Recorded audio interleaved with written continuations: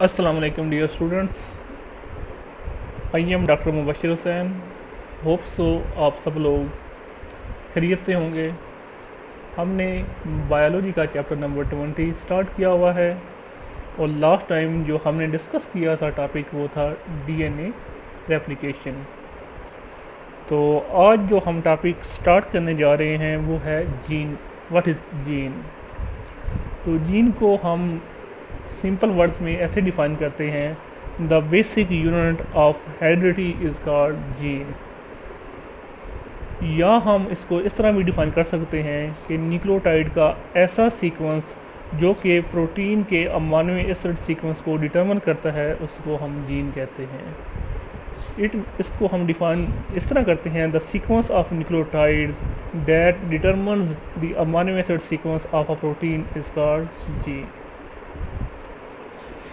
To scientist हैं, Archibald Garrod and William Bateson. ये particular family के अंदर हेरिडिटरी डिजीज़ के ऊपर काम कर रहे थे। उन्होंने उन फैमिलीज़ के अंदर डिफरेंट जनरेशन को स्टडी करने के बाद इस कंक्लूजन पे पहुँचे कि ये जो डिजीज़ होती हैं ये बिल्कुल मेंडल के ट्रेड्स की तरह हैं। जिस तरह एक मेंडल की ट्रेड एक जनरेशन से दूसरी जनरेशन में ट्रांसफ़र होती हैं, इसी तरह ये डिजीज़ भी जो होती हैं ये भी एक जनरेशन से दूसरी जनरेशन के अंदर ट्रांसफ़र होती हैं। और उनके पीछे जो चीज़ इन्वॉल्व होती है वो बेसिकली उनका सिंपल रिसेसिव अलील्स इन्वॉल्व होते हैं। उन्होंने ये भी कंक्लूड किया कि इस तरह की जो ट्रेड्स होती हैं वो इन अफेक्टेड फैमिलीज़ के एंसेस्टर में जो हेरिडिटरी इन्फॉर्मेशन में चेंज की वजह से होते हैं, यानी कि जो उनका जीन होता है उसमें चेंज की वजह से ये डिजीज़ होती हैं। चेंज इन जीन का मतलब ये हुआ कि म्यूटेशन, कि उनके जीन के अंदर चेंज आई है। इसकी एक एग्जांपल हम डिस्कस कर लेते हैं, वो है अल्केप्टोनेरिया। ये एक हेरिडिटरी डिजीज़ है। ये डिजीज़ ऐसी डिजीज़ है जिसमें पेशेंट के यूरिन के अंदर एक एसिड होता है जिसे हम कहते हैं होमोजेनेटिक एसिड। ये जो ऐसा यूरिन जिसके अंदर ये होमोजेनेटिक एसिड होता है, जब वो एयर में एक्सपोज होता है तो कैसा हो जाता है, वो ब्लैक हो जाता है। जबकि एक जो नॉर्मल इंडिविजुअल्स होते हैं उनके अंदर ये जो होमोजेनेटिक एसिड होता है ये प्रेजेंट नहीं होता, बल्कि ये जो होमोजेनेटिक एसिड होता है ये सिंपल सब्सटेंसेस के अंदर ब्रेक हो जाता है, जिसकी वजह से ये जो नॉर्मल पर्सन्स होते हैं उनका जब यूरिन एयर में एक्सपोज होता है तो वो ब्लैक नहीं होता।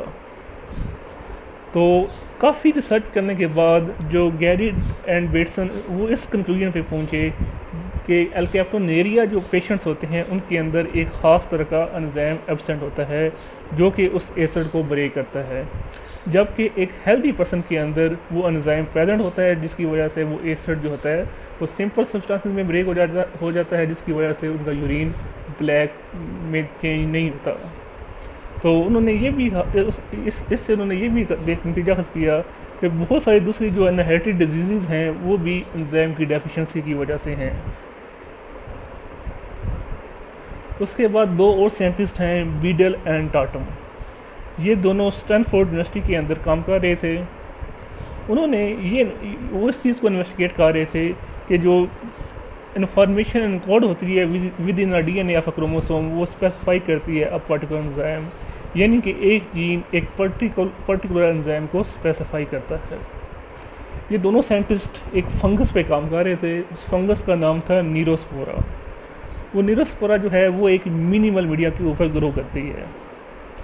मिनिमल मीडिया एक ऐसे मीडियम को कहा जाता है जिसके अंदर तमाम उसके सिंपल न्यूट्रिएंट्स अवेलेबल होते हैं, जैसा कि ammonia, salt, few vitamin and water. Neurospora में ये कैपेसिटी होती है कि वो इस मिनिमल मीडिया को यूटिलाइज़ करके अपनी रिक्वायरमेंट के सारे कंपाउंड और अमीनो एसिड खुद से सिंथेसाइज कर लेती है।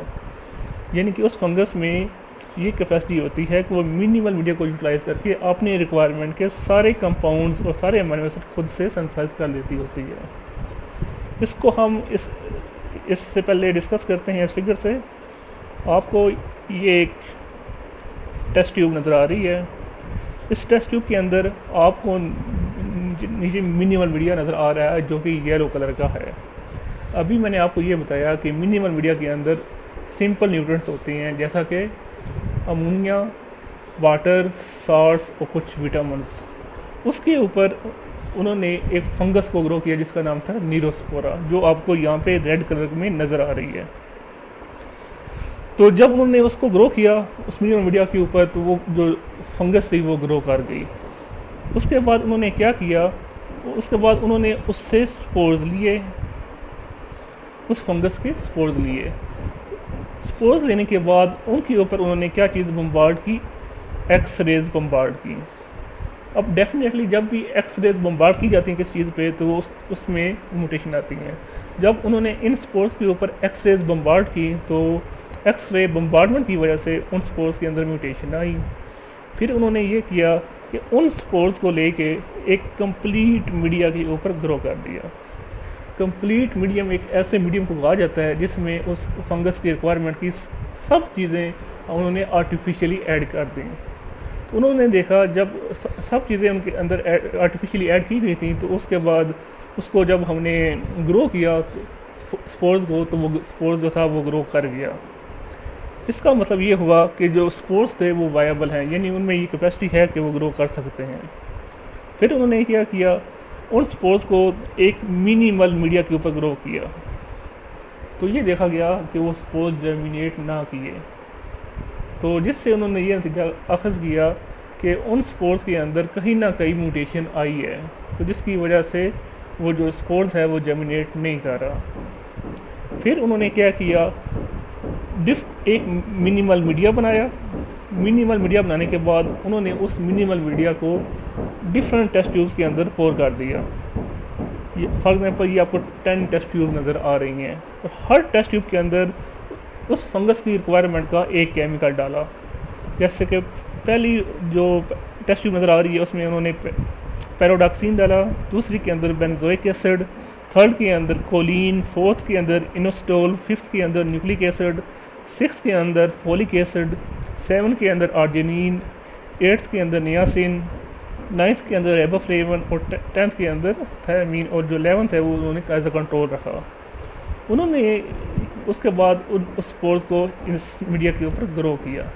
तो उन्होंने ये देखा कि किसी भी टेस्ट ट्यूब के अंदर ग्रोथ नहीं हुई सवाए एक टेस्ट ट्यूब के जिसमें उन्होंने आर्टिफिशियली आर्जिनिन डाला था। तो इससे मुराद ये था उनका कि आर्जिनिन की जो बायोसिंथेटिक पाथवे है उसके जो पीछे जो जीन है उसमें कहीं ना कहीं म्यूटेशन आई है जब हमने एक्स रेज को बम्बार्ड किया। यानी कि एक्स रेज के बम्बार्डमेंट की वजह से आर्जिनिन का जो के पीछे जो जीन्स इन्वॉल्व हैं उसमें कहीं ना कहीं म्यूटेशन आ गई है, जिसकी वजह से वो स्पोर्स जर्मिनेट नहीं किए। जब हमने आर्जिनिन को आर्टिफिशियली उस मिनिमल मीडिया के अंदर प्रोवाइड किया तो वो स्पोर्स जर्मिनेट कर गया।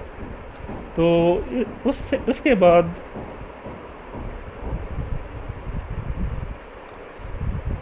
ये उसकी एक्सप्लेनेशन है जो कि आप यहाँ से देख सकते हैं। ये मैंने आपको सब कुछ बता दिया है। उसके बाद वो दोनों साइंटिस्ट जो थे बीडल एंड टाटम, वो बेसिकली जेनेटिस्ट थे, तो उन्होंने इसकी जेनेटिक्स को भी स्टडी किया। जेनेटिक्स को स्टडी करने के बाद उन्होंने देखा कि आर्जिनिन का जो बायोसिंथेटिक पाथवे है वो ये है।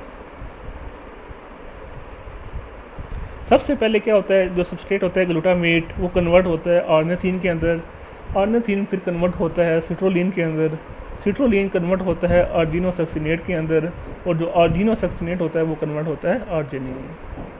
उसके बाद उन्होंने ये देखा कि हर स्टेप के ऊपर एक एंजाइम इन्वॉल्व है।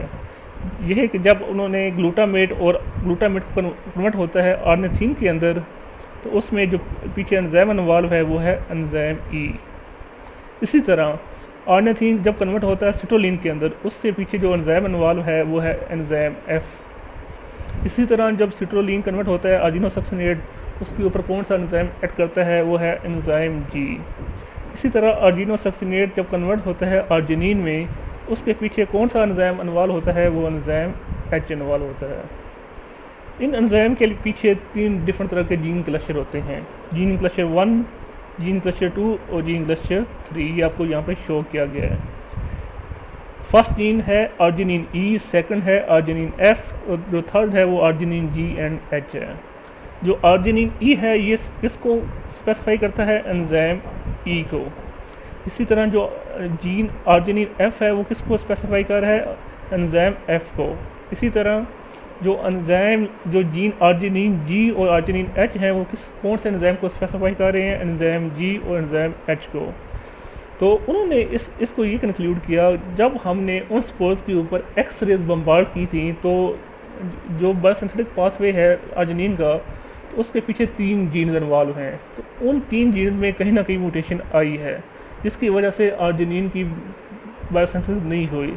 जब आर्जिनिन की बायोसिंथेसिस नहीं हुई, इट्स मीन कि वो उसकी रिक्वायरमेंट का एक केमिकल मिसिंग हुआ, जिसकी वजह से उसकी ग्रोथ उस फंगस की नहीं हुई।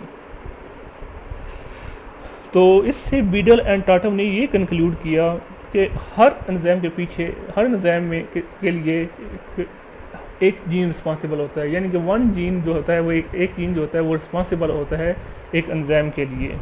तो उन्होंने एक हाइपोथेसिस दिया जिसका नाम था one gene one enzyme hypothesis. Later जब स्टडीज़ की गई तो ये देखा गया कि हर बहुत सारे एंजाइम ऐसे हैं जिनके अंदर more than one polypeptide chain होती हैं। हर पॉलीपेप्टाइड चेन को एक जीन इनकोड करता है। तो ये कहना ज़्यादा दुरुस्त है बजाय इसके कि one gene one enzyme hypothesis, ये कहना ज़्यादा दुरुस्त है कि वन जीन वन पॉलीपेप्टाइड। जो एंजाइम्स होते हैं ये रिस्पॉन्सिबल होते हैं एक ऑर्गेनिज्म के तमाम पार्ट्स की सेंसेस में। इवन इसमें भी रिस्पॉन्सिबल होते हैं कि ये जो आपके कार्बोहाइड्रेट्स होते हैं, लिपिड्स होते हैं, प्रोटीन, न्यूक्लिक एसिड, इसकी असेंबली में भी इन्वॉल्व होते हैं। तो इससे ये कंक्लूड हम करते हैं कि by encoding the structure of enzyme DNA specify structure of an organisms. Hope so आपको इस लेक्चर की समझ आई होगी। कोई कन्फ्यूजन हो तो किसी भी टाइम आप मुझसे पूछ सकते हैं। शुक्रिया।